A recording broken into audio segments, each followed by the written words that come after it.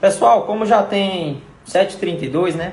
Vamos iniciar, até porque eu sei que... Ó, o Mário aí, tudo bem, Mário? Vamos iniciar porque eu sei que a maioria de vocês acabou de chegar do expediente, né? Dia cansativo, primeiro dia da semana. Então, vamos dar início aqui, até para prestigiar justamente as pessoas que conseguiram acessar desde o início, tá? Vou iniciar fazendo uma breve apresentação, mas partindo logo, a intenção é partir logo para o objeto principal da live, né? Para quem não me conhece, meu nome é Vinícius Souza Ferreira, sou advogado especialista em direito societário e hoje a gente está aqui para falar sobre holding familiar e planejamento patrimonial, né? Fala, Mário. Então, queria agradecer aí a quem compartilhou aí a nossa live, agradeço mesmo, mas principalmente agradecendo a quem tá fazendo o esforço de poder comparecer e acompanhar. No final de semana, quando eu sentei para traçar, digamos assim, elaborar o roteiro dessa live, eu tive uma certa dificuldade e acabei travando, vou confessar para vocês. Por quê? Eu queria abordar todos os aspectos, né, que envolvem um sistema de holding familiar e planejamento patrimonial. E é um tema muito complexo e extenso. Isso iria acabar me desviando da finalidade principal, que é introduzir vocês, no caso o público aqui que nos acompanha, no Instagram principalmente, introduzir vocês nesse tema, né? Já tendo uma base ali daquelas publicações que eu venho fazendo de vídeos e postagens de textos e notícias, e também trazer um pouco mais uma visão prática do assunto, para quem que isso é direcionado, quem que pode se valer desse sistema, enfim. Então eu desfiz todo esse roteiro, toda essa ideia que eu tinha inicial, e mantive e mudei o foco, né? Inclusive alterando a ordem da minha apresentação. Então eu não vou iniciar aqui explicando o conceito, os regramentos legais da holding, do planejamento patrimonial. Eu vou começar contando aqui uma história para vocês, e quem tiver a oportunidade, inclusive, não só de acompanhar, mas se quiser fazer as anotações aí, pegar um papel e caneta, acho que vai ser bem interessante até para ter uma compreensão melhor sobre esse assunto, né? Eu quero que vocês imaginem a seguinte situação, já entrando nessa historinha aqui que vai ser breve, apenas para comparar dois sistemas. Eu vou começar pelo sistema que a gente conhece tradicionalmente como inventário, né? Apenas uma hipótese em que a holding familiar pode ser utilizada. No sistema do inventário, a gente tem a seguinte situação. Vocês imaginem aí uma família formada pelo pai, mãe e um filho, né?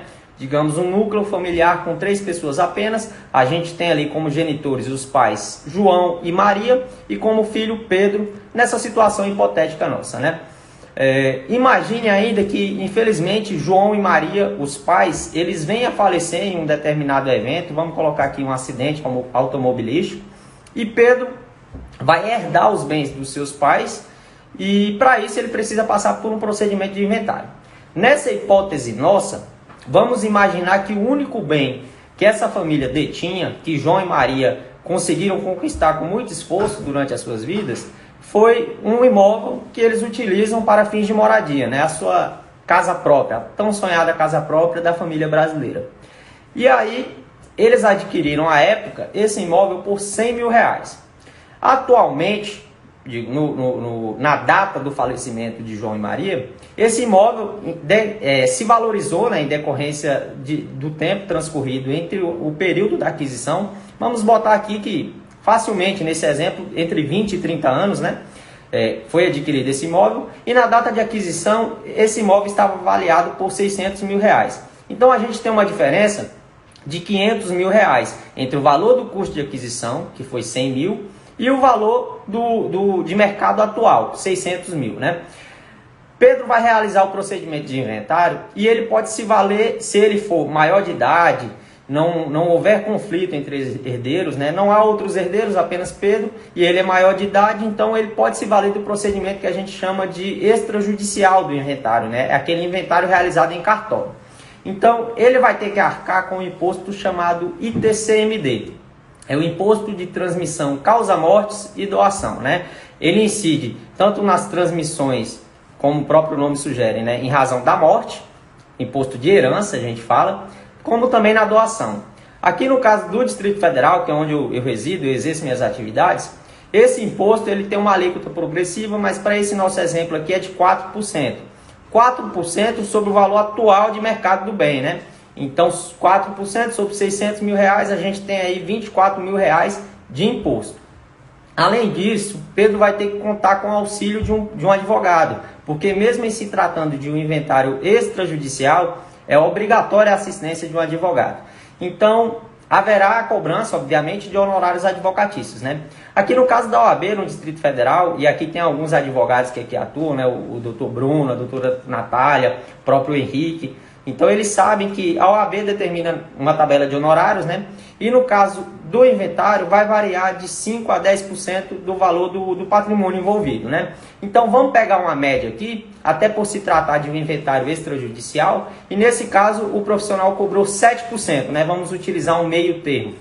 7%, eu digo, sobre o valor de mercado do bem, né? Esse único imóvel de 600 mil reais, 7%, a gente tem 42 mil apenas de honorários advocatícios. E aí, além disso, o Pedro vai incorrer em outros custos. Quais sejam? Vai ter que lavrar uma escritura em um cartório de notas, porque envolve a transferência de um bem. Vai ter que registrar depois essa escritura em um cartório de imóveis. E além disso, ele tem que extrair, né, expedir algumas certidões durante esse procedimento. Então, esse custo com escritura, registro e certidões, vamos botar aqui para fins exemplificativos, né, um valor aproximado de 4 mil reais. Então, para quem está anotando, vocês têm aí uma ideia do custo envolvido em todo esse procedimento em um inventário extrajudicial, que é mais simples, obviamente, do que aquele inventário judicial que se processa perante o Poder Judiciário, né? Então, os custos, até com honorários realmente, tendem a ser maiores quando a gente passa por um inventário judicial. Mas na nossa hipótese aqui, inventário extrajudicial, um custo aproximado que Pedro vai ter de 70 mil reais. Esse custo representa um pouco mais de 10% do valor do patrimônio envolvido.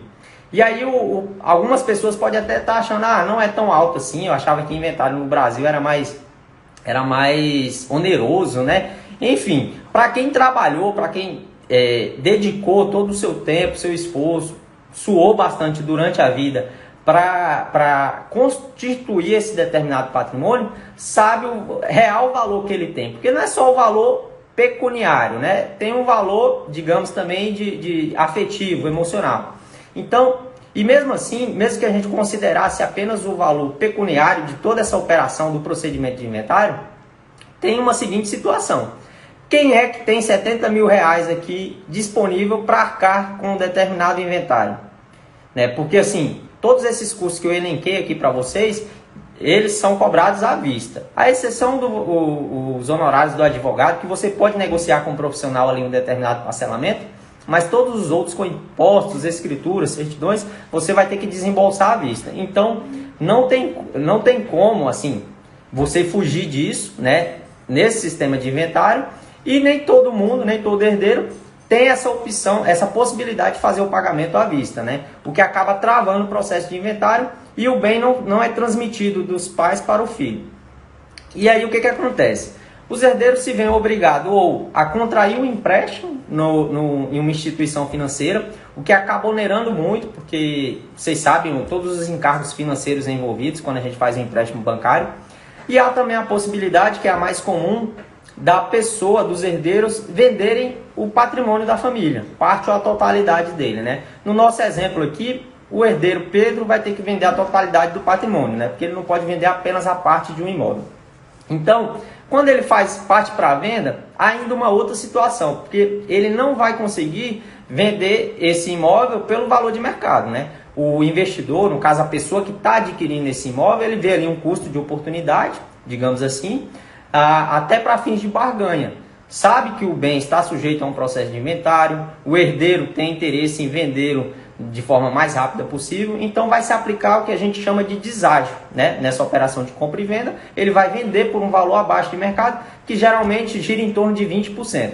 Então o patrimônio de 600 mil reais vendido com 20% de deságio, o herdeiro aqui no nosso caso Pedro, vai ficar apenas com 480 mil reais decorrente da venda desse imóvel. E peraí, há ainda uma outra situação.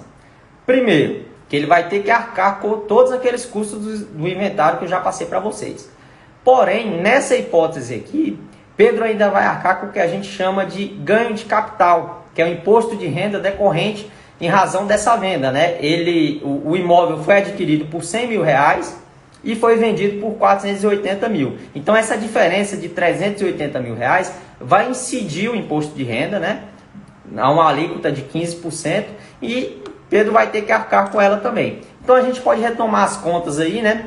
Que custos com impostos, honorários e aquelas certidões, registro no cartório de imóveis, a escritura no cartório de notas, 70 mil reais. Você tem um ganho de capital que representa aí 57 mil reais. Além disso, que totalizando em gastos 127 mil reais. Ou seja, Pedro vendeu 480 mil, o imóvel por 480 mil reais, mas vai embolsar no final, sair com um saldo de apenas 353 mil reais. Então vocês podem ver a partir daí toda essa diferença, né? Ele perdeu quase metade do patrimônio envolvido, né? Patrimônio de 600 mil reais, ele saiu com um pouco mais de 350 mil reais. E é por isso que a gente diz, né? Algumas pessoas dizem, eu concordo, aliás, que o inventário ele acaba sendo o grande vilão da nossa sociedade, porque ele causa o empobrecimento da família brasileira. Muitas pessoas, no caso os herdeiros, você imagina essa situação de Pedro.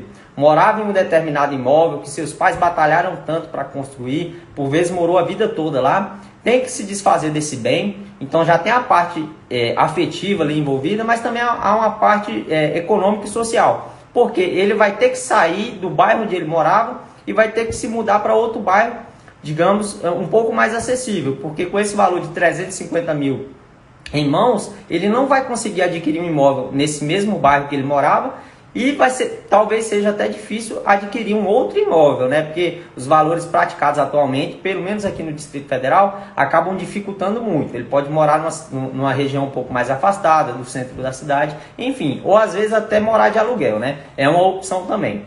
E aí é que surge a holding, e eu vou trazer aqui como exemplo o sistema de holding, porque eu acho que facilita mais do que eu entrar naqueles conceitos técnicos, né? E a holding ela surge como fins de planejamento patrimonial e sucessório para evitar que os filhos caiam nessa regra do inventário que a gente chama. Porque quem tem bens e filhos, quando falece, os filhos precisam fazer um inventário. Então, por meio da holding, a gente consegue evitar a realização do inventário, pelo menos daqueles bens que façam parte da holding, né? Então, a gente pega a seguinte situação, né? Nesse mesmo exemplo que eu dei, no sistema de holding, Pedro também vai arcar com o ITCMD, que é aquele imposto que eu citei para vocês, e é a mesma alíquota de 4%. Disso não tem como fugir. Mas qual que é a grande diferença? No sistema de holding, essa alíquota ela vai ser aplicável, ela vai ter como base de cálculo o valor do custo de aquisição do imóvel, que na verdade ela não vai incidir sobre o imóvel em si, ela vai incidir sobre as participações societárias, as cotas da holding. Né? Então, um bem avaliado a 100 mil reais, a custo de aquisição, adquirido por 100 mil reais, ele vai ser integralizado por 100 mil reais na holding. Então, quando do inventário, na verdade não quando do inventário, né? Porque a gente vai fazer um sistema aqui de doação de cotas. Quando desse sistema de doação de cotas, da implementação desse ato, Pedro vai arcar, no caso os pais, porque ainda vai ser feito em vida, vão arcar aí com essa alíquota, esse ITCMD, incidente sobre o valor do custo de aquisição do bem, ou seja, sobre 100 mil reais, um imposto aí de 4 mil reais, bastante inferior quando comparado ao sistema de inventário, né? E aí a gente tem uma outra diferença. Os honorários de advogado, nesse caso aqui, eles são contratados, via de regra, com base nas horas trabalhadas, diferentemente do sistema de inventário, que é calculado um percentual em cima do patrimônio daquela família. O advogado é praticamente sócio do herdeiro, então isso acaba onerando muito. Quando são contratados honorários por horas trabalhadas, aí vai depender muito do profissional que vai estar assessorando esse tipo de operação, do escritório de advocacia, enfim. Mas tende a ser bastante inferior quando comparado ao sistema do inventário. Eu não posso aqui dizer quanto que cada profissional cobra e nem fazer, digamos, divulgação dos meus honorários. Mas para fins de cálculo, para quem está anotando aí, está achando interessante esse exemplo, você pode pegar em uma situação variando de 15 a 30 mil reais, vamos colocar assim, do modo como você quiser colocar, simplesmente para fazer esse cálculo, tá? Tem essa liberdade.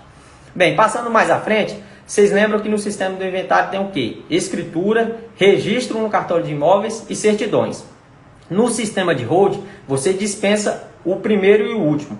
Não há custos com a escritura e também não há custos com certidões. Vai ter o custo apenas com o registro no cartório de imóveis. Porém, haverá outros custos que não incidem no sistema do inventário, que são eles: contador e registro na junta comercial, porque a holding ela é uma sociedade empresária, então ela está sujeita a registro na junta comercial, que é a responsável, digamos, pelo registro público de empresas mercantis. Mas para esse nosso exemplo, e eu também não quero definir aqui quanto que um profissional, um assessor contábil, ele vai cobrar para esse tipo de serviço, mas para fins de exemplo a gente pode colocar que o custo no sistema de inventário com escritura, registro e certidões vai ser equivalente ao custo aqui com o registro da escritura no cartório de imóveis e o custo com contador e junta comercial. Um custo equivalente que no nosso exemplo era de R$4.000. Né? Então, a partir daí vocês podem ver que o custo no sistema de hold ele tende a ser muito menor quando comparado ao inventário. Então, só para recapitular aqui e a gente poder avançar, né? Finalizando esse exemplo, essa situação hipotética que eu estou dando, vocês veem, custos com honorários e impostos, eles reduzem drasticamente no sistema de hold. Além disso, não vai ter esses custos com escritura e certidões, mas haverá custos com o contador e o registro na junta comercial. Mas o mais importante que eu queria destacar, para fins desse exemplo, é que não haverá o ganho de capital, pois o imóvel não foi vendido e o benefício maior, a grande vantagem disso é que esse imóvel, esse bem permaneceu, foi transmitido de uma geração a outra, ou seja, ele permaneceu no âmbito, no seio dessa família. O herdeiro ele não precisou se desfazer do imóvel para poder arcar com os custos do inventário, porque você está fazendo aí um planejamento em vida, né? Então, além dessa economia financeira, que pelos cálculos aqui que eu fiz, deu em torno de 76%, 3/4, digamos assim, de economia, comparando esses dois sistemas, o principal benefício do sistema de hold é que a perda patrimonial dos herdeiros ela é zero, ou seja, os bens integrantes aí que fazem parte do patrimônio dessa família, eles são mantidos na família e são transmitidos de uma geração a outra. O sistema de hold, ele evita o inventário daqueles bens, né, como eu disse, que fazem parte, que foram integralizados na hold e facilita essa sucessão, né? E uma outra vantagem, digamos, residual aqui é a redução dos custos, porque a redução do tempo. Porque o inventário extrajudicial, ele tende a ser muito mais célere do que aquele que é processado na via judicial. Porém, se eventualmente houver outros herdeiros, né, que estejam em litígio, enfim, não há possibilidade desse inventário ser processado via cartório, vai ter que partir para a via judicial, e aí, meus amigos, a situação pode se complicar bastante, porque pode durar vários anos, às vezes décadas. E no sistema da hold, nesse exemplo que eu estou dando aqui, a gente pode, digamos, constituir toda essa estrutura, toda essa operação em algo em torno aí que pode variar de 90 a 120 dias, dependendo, obviamente, do patrimônio dessa família. Mas só para vocês terem uma ideia de que, além dos custos envolvidos, há uma redução também do tempo para realizar, para o estudo, né, e para a implementação dessa estrutura. Então, era esse exemplo que eu queria trazer para vocês. Tomar uma água aqui que a voz já está falhando. Era esse exemplo, né, para, eu diria que clarear um pouco as ideias, né, para vocês terem uma melhor compreensão disso. E aí eu queria partir aqui rapidamente para alguns termos um pouco mais conceituais, tanto do que diz respeito ao planejamento patrimonial, quanto da holding familiar, né? Porque o planejamento ele é um pouco mais amplo. A holding ela é uma ferramenta utilizada dentro de um planejamento patrimonial. Então, quando a gente tem aí o planejamento patrimonial, basicamente os clientes eles procuram como objetivo principal a proteção e a perpetuidade do patrimônio. Vocês lembrem bem, essas duas palavras, proteção e perpetuidade do patrimônio. Por que proteção? Primeiro, para evitar a dilapidação desse patrimônio. Seja no procedimento de inventário, como eu citei aqui, que vem o fisco, vem honorários de advogado, todos os custos envolvidos e acabam levando, digamos, uma fatia considerável desse patrimônio. seja também, eventualmente, contra alguns credores particulares que essa família tenha. Então, esse patrimônio acaba ficando, eu não diria blindado, mas muito protegido, né? Também quando a gente abre um pouco mais esse espectro do planejamento patrimonial para considerar também outros credores. E aí a perpetuidade, que é uma palavra muito bonita, mas o que ela quer dizer? Em suma, a gente pode definir a perpetuidade do patrimônio como a transmissão desse bem de uma geração para a geração seguinte. No caso de Pedro, esse exemplo que eu acabei de citar, o patrimônio ele não foi transferido, porque Pedro se viu obrigado a ter que vender esse patrimônio. Já no sistema da holding, o patrimônio permanece na própria família, ou seja, foi transmitida dos pais para os filhos. Então, há ali, pelo menos momentaneamente, a perpetuidade desse patrimônio. Outros objetivos, digamos, secundários, são ali a organização dos negócios da família, que a gente tem no que diz respeito àquelas famílias que sejam empresárias, né, que possuam negócios, e também aquilo que eu já citei no exemplo, que vocês puderam captar aí, é facilitar a sucessão dos bens e reduzir a carga tributária incidente. Então, basicamente, são esses os objetivos que, a partir daí, vocês podem extrair o conceito do planejamento patrimonial, que é um estudo, né, a elaboração de todo um sistema que visa atingir esses objetivos. Perpetuidade e proteção do patrimônio, organização dos negócios da família, evitar o inventário e reduzir os impostos, né, a carga tributária. E aí, eu costumo dizer, tem gente que confunde assim, o planejamento patrimonial e sucessório. Eu respeito até alguns colegas que dizem que se trata da mesma coisa. Mas eu costumo definir o planejamento patrimonial como algo mais amplo, mais abrangente. Então, um planejamento patrimonial, principalmente quando se utiliza desse sistema de holding, ele envolve o planejamento societário, sim, porque a holding é uma sociedade empresária, envolve também um planejamento sucessório, como nesse exemplo que eu dei, porque ele visa evitar o inventário, né, possibilitando a transmissão desses bens de uma geração da família para outra, e o planejamento tributário também, porque seja no âmbito da questão sucessória, do inventário, é importante realizar um planejamento patrimonial, um planejamento tributário, aliás, principalmente se essa família tiver imóveis utilizados para fins de locação, ou mais ainda se for uma família que a gente chama de família empresária, né, que possui empresas. Então o planejamento tributário, aliás, ele não fica restrito apenas para o âmbito do inventário. Ele acaba englobando esses outros aspectos, né, digamos assim, a depender do perfil da família. E aí já passando para o conceito de holding, a gente tem o sistema de holding no Brasil desde 1976. Está previsto lá na lei das SA, não vou me alongar muito aqui, porque, como eu disse no início da live, eu não vou entrar muito nessas questões de legais, termos jurídicos. Mas é importante saber que ela está prevista na nossa lei há muito tempo. Porém, é um sistema que era mais acessível ou apenas acessível para grandes famílias multimilionárias, que se utilizavam desse sistema para fins de organização societária, né, desses negócios, das empresas da família, e benefício fiscal. Porque o artigo 2º, parágrafo 3º da Lei das SA, Lei das Sociedades por Ações, permite que a constituição de uma sociedade com o objetivo de participar do capital de outras sociedades. E esse objeto social de participar do capital, ele é permitido mesmo que não seja escrito expressamente no estatuto social dessa companhia. E mais ainda, ele é permitido também para fins de obter benefício fiscal. Ou seja, a própria lei admite a utilização da holding para a pessoa, o empresário, enfim, auferir benefícios fiscais. E aí eu queria passar ao Código Civil rapidamente, simplesmente para dizer o seguinte: esse sistema que é previsto na lei das SA, ele pode ser aplicável às sociedades limitadas, que está prevista no nosso Código Civil, e é uma estrutura um pouco mais enxuta quando a gente compara ela a uma sociedade anônima, uma companhia. Porque a sociedade limitada ela tem normas mais flexíveis, é menos burocrática, enfim, ela tem menos custos. Uma sociedade anônima, para você manter ela, os custos são muito altos. Então, a gente pode aplicar ela e, via de regra, a maioria das holdings familiares são sociedades limitadas, né? Agora, sobre os tipos de holding, né? Já mudando um pouquinho. Mudando não, afunilando um pouquinho mais esse termo conceitual.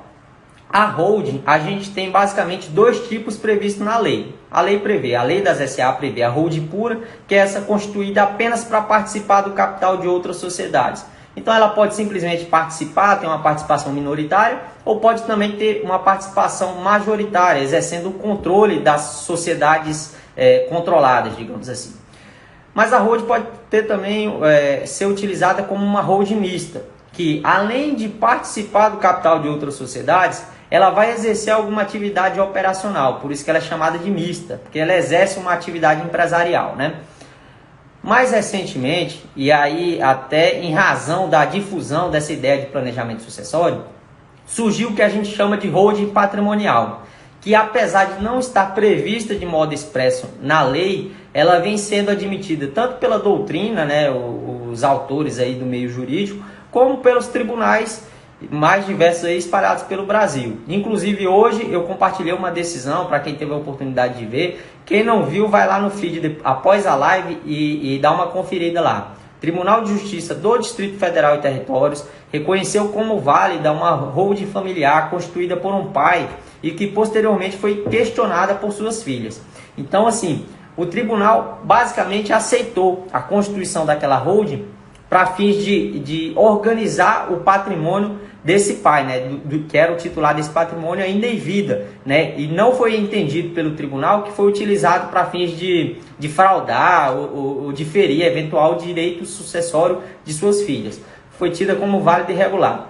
Então, resumindo, a holding patrimonial, apesar de não estar prevista de modo expresso na lei, ela é permitida e está sendo amplamente utilizada, seja para fins de planejamento sucessório, como também para fins de planejamento tributário, e inclusive, nesse exemplo aqui como eu dei desse pai, ele utilizou ela para fins de organização societária, ou seja, para ele ter o controle das demais empresas que ele tinha propriedade, né? E aí é que tá. Vocês devem estar se perguntando, e daqui a pouco, eu estou adivinhando o pensamento de vocês, tá? Mas daqui a pouquinho eu vou abrir para perguntas, e é interessante vocês fazerem isso, suscitarem as dúvidas que tenham, para a gente poder explicar melhor, para que ninguém saia daqui com dúvidas. Mas eu acredito que vocês devam estar se perguntando o que é a holding familiar, né? Se ela é um novo tipo, em qual desses três tipos, então, ela está enquadrada, como é que funciona? Então, a holding familiar, ela não é um novo tipo. Ela, na verdade, é uma holding utilizada em um contexto específico. Que é o quê? Servir ao planejamento de uma determinada família. Ela é utilizada no contexto de uma determinada família. Então, ela não se caracteriza como um novo tipo, mas, via de regra, né, ela é muito a holding familiar é utilizada, é adotado o tipo de holding patrimonial para fins de planejamento patrimonial e sucessório utilizando a holding. Né? Ou seja, utilizam-se bastante a holding patrimonial para constituir essa holding familiar, que não é um tipo, como eu falei, mas é constituída ali no ambiente de uma determinada família. E aí, nessa hipótese específica da holding patrimonial familiar, ela funciona basicamente como um cofre para receber o patrimônio dessa família. E por que a gente fala que é um cofre? Porque ela vai proteger esse patrimônio. Vai proteger de um modo que eu vou explicar daqui a pouquinho. Mas o que vocês têm que entender aqui em mente agora é o seguinte. É perfeitamente possível você constituir uma sociedade empresária, no caso a holding, e jogar o seu patrimônio pessoal, o patrimônio da sua família, para essa entidade, né? Essa sociedade empresária. E aí a gente tem outras denominações que vocês já podem ter ouvido falar aí, como por exemplo, holding rural, holding médica, holding imobiliária, que talvez seja mais comum. E todas elas são utilizadas em um contexto específico, não são um tipo diferente de holding. A holding rural é utilizada basicamente para aquelas famílias que exerçam alguma atividade rural, né? Uma empresa rural, tem uma empresa rural, ou então exerçam atividades ligadas ao agronegócio. Do mesmo modo, a holding imobiliária, utilizada basicamente para aquela, seja uma família ou um titular apenas desse patrimônio, né? Utilizada em um contexto que exerça ali algumas atividades imobiliárias, como mais comum a locação, mas pode ser também a compra e venda de imóveis. E por aí vai. Tem também a holding médica, utilizada no contexto aí de uma família de médicos. E podemos citar vários outros exemplos, mas não vou me alongar aqui, até porque eu quero chegar ao final e ouvir aqui as perguntas de vocês, que eu acho que vai ser mais interessante a gente ter essa troca aqui e poder verificar qual que realmente são as dúvidas que ficaram, beleza? Mas já me adiantando aqui, basicamente como que se dá esse procedimento? De modo simplificado, para a constituição desse planejamento patrimonial, primeiro tem que fazer um estudo, né? É a elaboração do planejamento patrimonial. Tem que verificar, digamos, as características dessa família, regime de bens dos pais, dos titulares do patrimônio, enfim. Fazer todo um estudo, até mesmo do patrimônio envolvido, bens móveis, imóveis, ações, outros ativos financeiros, enfim. Verificar toda essa regularidade e aí sim partir para a fase de execução. A execução seria, basicamente, né, a criação da holding em um primeiro momento. Posteriormente, você faria ali a integralização do patrimônio dessa família na holding, ou seja, a transferência dos bens da família, das pessoas físicas, que serão sócias, via de regra aqui no nosso exemplo, são os pais, né? A transferência dos bens dos pais para a holding e posteriormente a gente faria a doação das cotas. Reparem bem, a gente não vai doar os bens móveis, imóveis, enfim. A gente vai doar as cotas, que são o quê? As participações societárias da holding. A gente faz essa doação e grava ela com o que chamamos de reserva de usufruto. Isso vai garantir aos pais deterem ali todo o controle da holding e do próprio patrimônio, né? Simplificando, é assim que funciona esse sistema, né? É assim que se dá a execução, de um modo bastante simplório, como eu falei, para permitir a compreensão de vocês.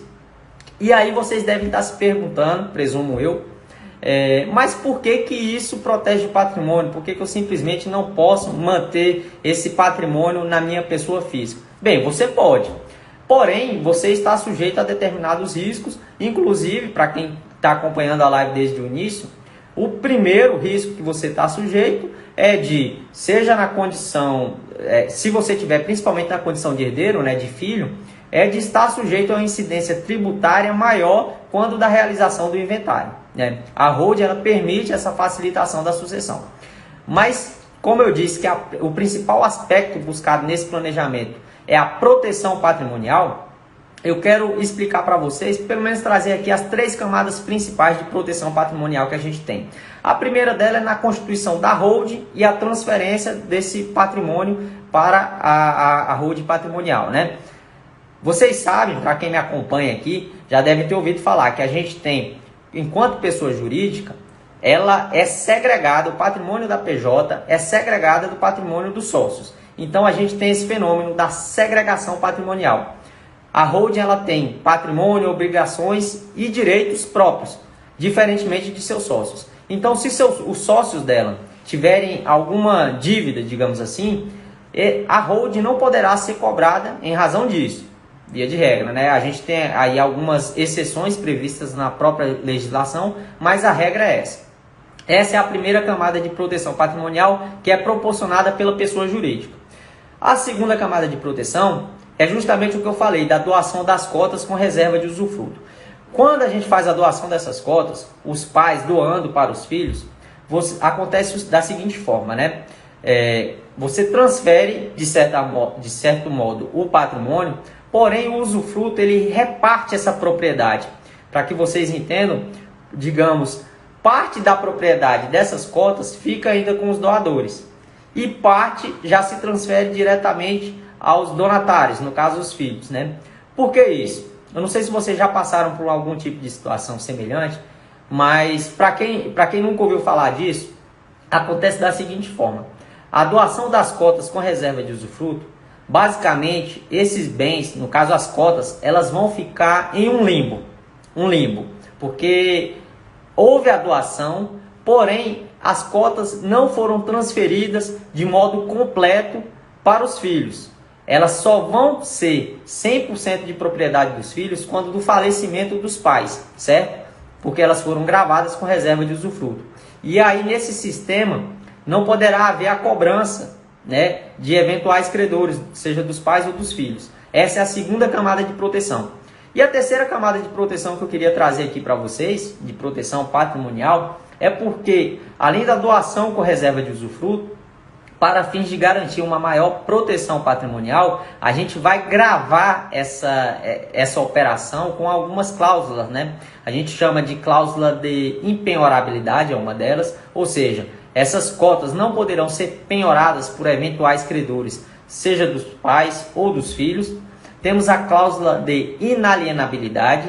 Os filhos donatários que receberam essas cotas em doação, eles não vão poder se desfazer, não vão poder vender essas cotas para terceiros. Temos ainda a cláusula de incomunicabilidade, que significa que essas cotas doadas pelos pais aos filhos, elas não se comunicam com o regime de casamento regime de bens do casamento dos filhos. Ou seja, os cônjuges dos filhos não terão direitos, né? E ainda, por fim, aí uma quarta cláusula especial que a gente chama de cláusula de reversão. E ela, apesar da gente indicar, inserir, a gente torce para que ela não ocorra, não seja necessário ativar ela, né?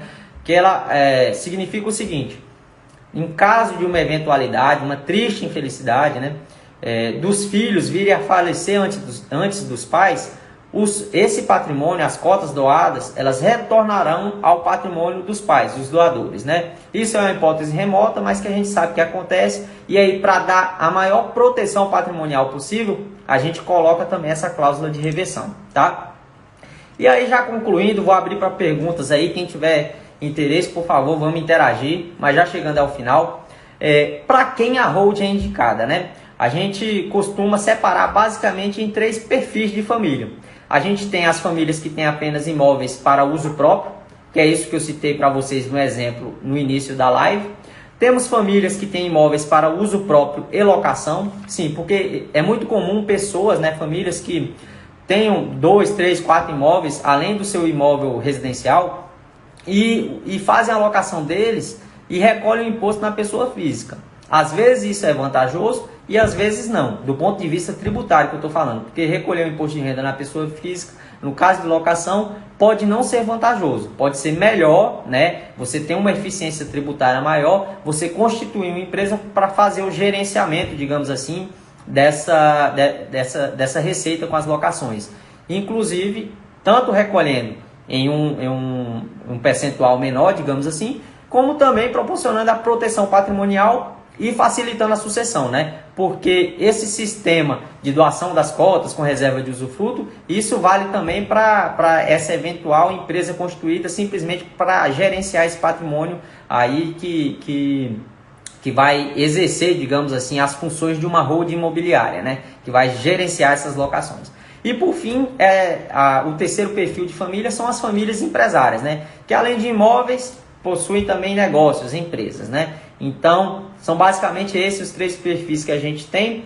E queria lembrar, já chegando ao final, que se trata de um sistema. A holding é apenas uma ferramenta utilizada dentro desse sistema, né? Eu espero que eu tenha conseguido passar nessa live o conceito, seja por meio desse exemplo que eu dei, como também entrando um pouquinho mais no conceito legal de holding.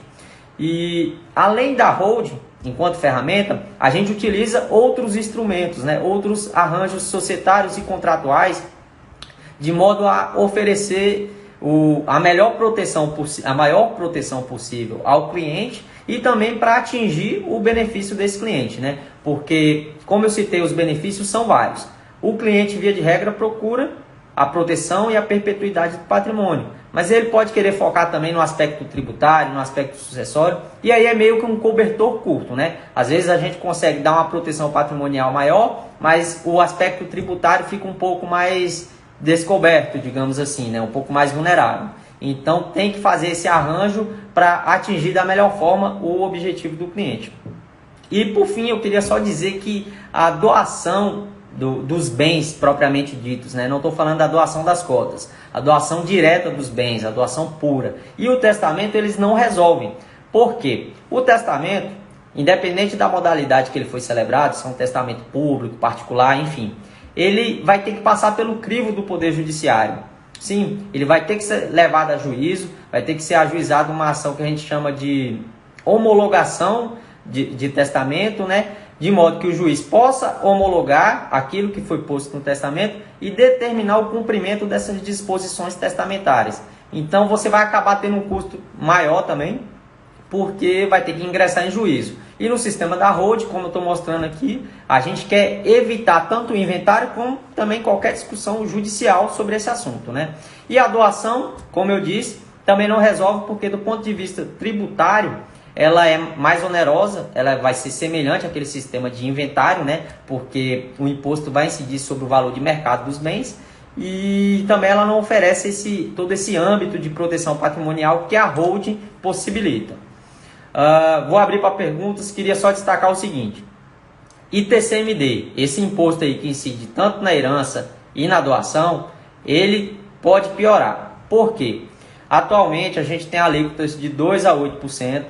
O ITCMD é um imposto estadual, porém as alíquotas máxima e mínima são fixadas pelo Senado Federal. E aí cada estado tem liberdade para definir as suas alíquotas. A gente tem, por exemplo, no Amazonas uma alíquota de 2%. Então muita gente acaba celebrando determinados negócios lá, inclusive envolvendo holding, planejamento patrimonial, porque é possível que o contribuinte ele eleja um domicílio fiscal diferente de sua residência. Então, para fins de redução da carga tributária, muita gente acaba se valendo de estados que cobram uma alíquota menor. Porém, como eu disse, há a possibilidade, e eu digo possibilidade, na verdade, já fazendo aqui uma previsão que não vai ser nada favorável ao contribuinte. Há duas propostas em trâmite ali no Senado Federal para aumentar a alíquota do ITCMD. O ITCMD, só para vocês terem uma ideia, no Brasil a gente não cobra a maior das alíquotas, né? Quando comparado a países desenvolvidos, que chega ali a 40%, 50%. Como eu disse, a alíquota máxima atualmente é 8%, mas pode chegar a 20% se essa proposta de aumento for aprovada. Então, vocês, para quem anotou, para quem fez aqueles cálculos lá no início do exemplo que eu dei, vocês calculem aí um imposto, por exemplo, de 10%, quanto é que ele vai representar naquele exemplo, né? Em um imóvel de 600 mil, 15%. Depois faça o comparativo aí em um imóvel com a incidência de uma alíquota de 20% de ITCMD. Vocês vão ver que o aumento é substancial, enorme.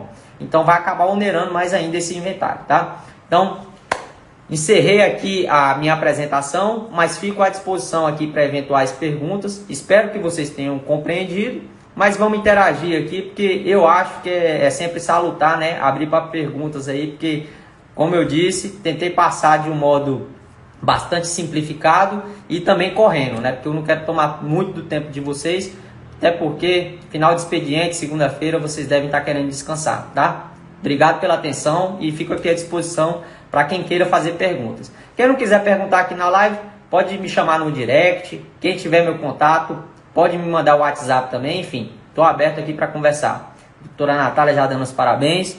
Obrigado, Natália, pela sua participação, viu? Um abraço. Vamos ver se alguém vai perguntar. Show, meu advogado. Léo Gomes.